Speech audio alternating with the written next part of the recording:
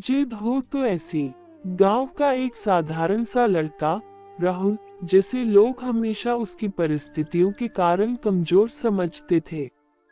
उसका सपना था कि वह एक बड़ा डॉक्टर बने और अपने गांव के गरीब लोगों का मुफ्त इलाज करे। लेकिन उसके हालात उसके खिलाफ थे। पिता एक छोटे किसान, घर में पैसों की तंगी और पढ़ाई के लिए सुविधाओं की कमी। जब राहुल ने 10वीं कक्षा में टॉप किया तो गांव के लोग चौंक गए। लेकिन आगे की पढ़ाई के लिए पैसे नहीं थे। पिता ने कहा, बेटा हमारे बस में नहीं, तू खेतों में काम कर ले। लेकिन राहुल की जिद थी, डॉक्टर बनना है। उसने हार नहीं मानी। सुबह खेतों में काम करता, दोपहर में एक दुकान पर नौकरी करता और रात में स्ट्रीट लाइट के नीचे पढ़ाई करता। कई बार भूखा सोना पड़ा, लेकिन उसका हौसला नहीं टूटा। 12वीं में उसने जिले में टॉप किया और स्कॉलरशिप मिली।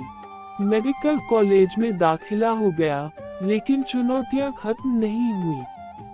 कॉलेज की फीस, किताबें, रहने खाने का खर्च, हर चीज मुश्किल थी। फिर भी वह दिन रात मेहनत करता रहा।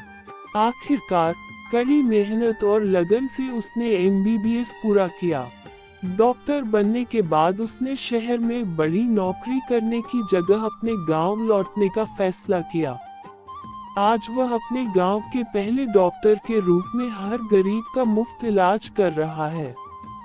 जिन लोगों ने कभी कहा था ये नहीं कर पाएगा, वही लोग आज गर्व से कहते हैं, जिद हो तो ऐसी। सीख, अगर सच्चे दिल से कोई सपना देखा जाए और उसके लिए मेहनत की जाए, तो हालात चाहे कितने भी मुश्किल हों, सफलता जरूर मिलती है।